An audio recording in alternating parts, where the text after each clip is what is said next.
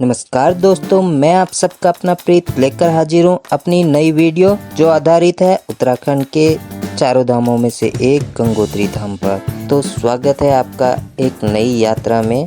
आज हम निकलने वाले हैं देवभूमि उत्तराखंड की एक पवित्र और दिव्य यात्रा पर। यह यात्रा केवल एक सफ़र नहीं बल्कि आत्मा को छू जाने वाला अनुभव है।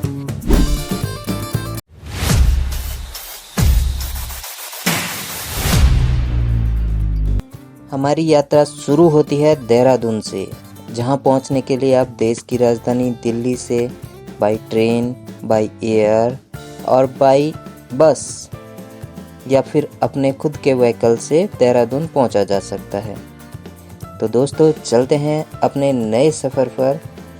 अगर आप मेरे चैनल पर पहली बार विजिट कर रहे हो तो मेरे चैनल को सब्सक्राइब करना नहीं भूलेंगे और बेल आइकन को प्रेस जरूर करेंगे। सुबह सुबह की ठंडी हवा, हरियाली और शांत माहौल के बीच हम निकल पड़े मसूरी रोड की ओर। रास्ते में पड़ते हैं खूबसूरत गांव और घाटियां, और आप खुद ड्राइव करते हो तो ये सफ़र और भी यादगार हो जाता है। तो दोस्तों चलते हैं।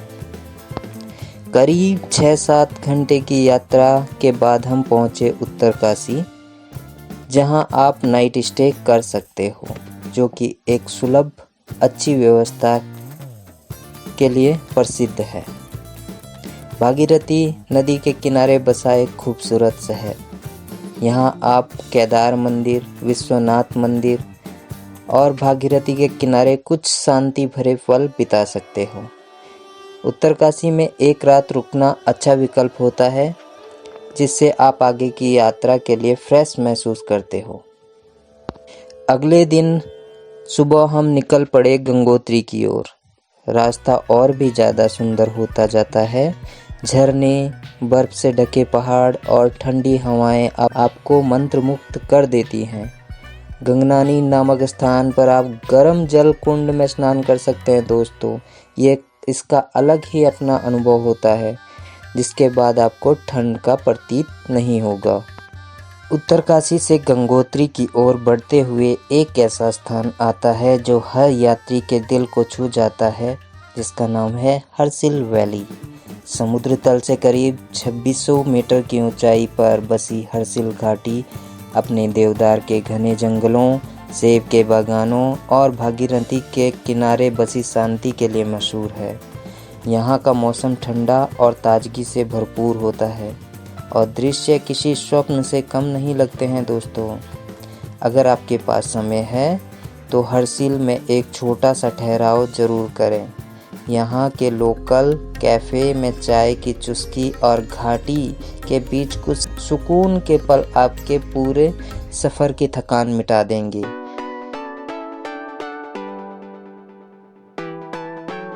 यहाँ से करीब 10 किलोमीटर की दूरी पर भैरव घाटी, जहाँ गंगा एक गहरी खाई से गुजरती है, ये दृश्य भी वाकई अद्भुत होता है। इसी स्थान को लंका नामक स्थान भी बोला जाता है।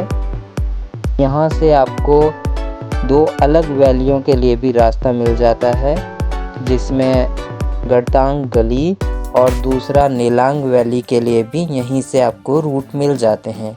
लेकिन आज हमारा सफ़र गंगोत्री के लिए है, तो हम आगे बढ़ चलते हैं गंगोत्री की ओर।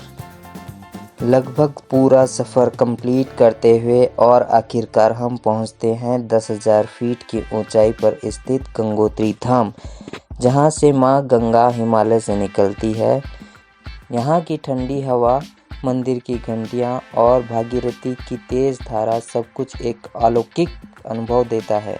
देवदार के घने वन, बर्फीली चट्टानों के बीच मनोरम दृश्यों का दीदार करते हुए गंगोत्री राष्ट्रीय उद्यान के मध्य से गुजरते हुए हम अपनी मंजिल की बेहद करीब थे कि अचानक मौसम और हवाओं का रुख बदलने लगा। घने बादल, गर्जन और आकाश में तेज गड़गड़ाहट दिल दहला देने वाली थी दोस्तों। तो दोस्तों आज मेरे साथ है राहुल, जो कि आपके रुद्रप्रयाग केदारनाथ के पास रामपुर फाटा से आते हैं, और उनका छोटे भाई और एक वाहन चालक। मेरे साथ आज इस यात्रा पर मेरे साथ देंगे और आपको अपने अनुभव शेयर करेंगे। हम आज पहुँचे हैं उत्तरकाशी में स्थित गंगोत्री धाम पर, जहाँ की यात्रा अब हम पैदल ही शुरू करने जा रहे हैं।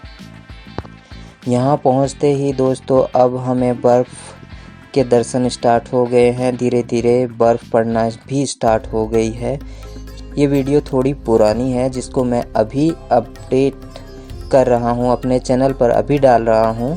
तो आपको इस मौसम में यहाँ पर आने की परमिशन नहीं मिलेगी, लेकिन मई के बाद से यहाँ के कपाट खुल जाते हैं, जिसके कारण आप यहाँ पर अपना रजिस्ट्रेशन के बाद गंगोत्री धाम और उत्तराखंड में स्थित चारों धाम के दर्शन के लिए आ सकते हो। दोस्तों धीरे धीरे आगे बढ़ते हुए हम अपना सफ़र जारी रखते हैं। अभी शीतकालीन प्रवास के कारण कपाट और यहाँ का जो मार्केट है वो अभी बंद है और अभी यहाँ धीरे धीरे बर्फ़ पड़ना भी स्टार्ट हो गई है दोस्तों, जिसके चलते हमें आधा घंटे में ही वापस जाने के लिए हमारी फ़ोर्स का आदेश है कि आपको यहाँ से आधा घंटे में ही निकलना होगा, वरना हम यहीं भी फंस सकते हैं। इस समय यहाँ का टेम्परेचर माइनस में चल रहा है दोस्तों। कुछ महत्वपूर्ण बातों के बारे में आपको बताना चाहूँगा। अगर आप यहाँ आ रहे हो तो अपने साथ गर्म कपड़े और दवाइयाँ और ज़रूरत के सामान लेकर चलें। यहाँ आपको सीज़न के टाइम में खाने और रहने की उचित व्यवस्था मिल जाती है और मार्केट पूरा ओपन रहता है। लेकिन अगर आप बिना सीज़न के यानी कि ग्रीष्म काल में नहीं आते हो तो आपको यह सुविधाएं उपलब्ध नहीं हो पाती हैं। जैसे जैसे हम आगे बढ़ते गए बर्फ़ बढ़ती जा रही थी। रास्ते में हमें लगभग 3 से 6 फीट तक की बर्फ़ देखने को मिली। हम धीरे धीरे सावधानीपूर्वक बर्फ़ पार कर आगे बढ़ते गए और मंदिर के और करीब आते गए। गर्म पानी से स्नान जो हमने गंगनानी में किया था, यहाँ के क्लाइमेट में हमें ठंड से बचने में मदद कर रहा था। यहाँ हमें अभी के समय 10-12 लोग और मिले। मंदिर परिसर में एक कैंटीन ओपन मिली, जहाँ चाय पी और सुकून की अनुभूति प्राप्त की।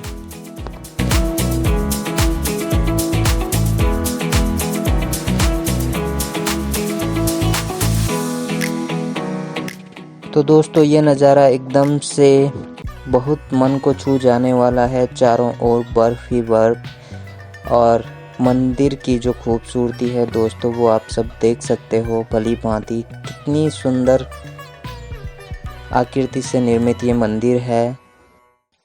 गंगोत्री मंदिर का निर्माण गोरखा जनरल अमर सिंह थापा ने 18वीं सदी में करवाया था। बाद में मंदिर का पुनर्निर्माण जयपुर के महाराजा के द्वारा कराया गया था। यह मंदिर उत्तर भारतीय नागर शैली की वास्तुकला से निर्मित किया गया है और सफ़ेद ग्रेनाइट्स के पत्थर से बना है। यह 6 माह के लिए खुला रहता है ग्रीष्म ऋतु में। शीतकालीन प्रवास इसका मुखवा गांव में पड़ता है।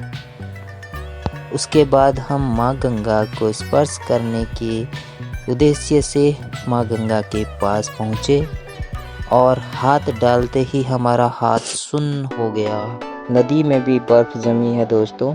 आप ये सब चीज़ें देख सकते हो, देख पा रहे होंगे कि इस टाइम कितनी बर्फ़ यहाँ पर है। लगभग रास्ते में भी आपको 3 फीट बर्फ़ दिखी होगी। उसी को पार करते हुए हम लोग यहाँ तक पहुँचे हैं दोस्तों। अभी हम नदी के किनारे जा रहे हैं। नदी के किनारे का जो दृश्य है दोस्तों वो बहुत ही सुंदर और मन को छू जाने वाला है दोस्तों।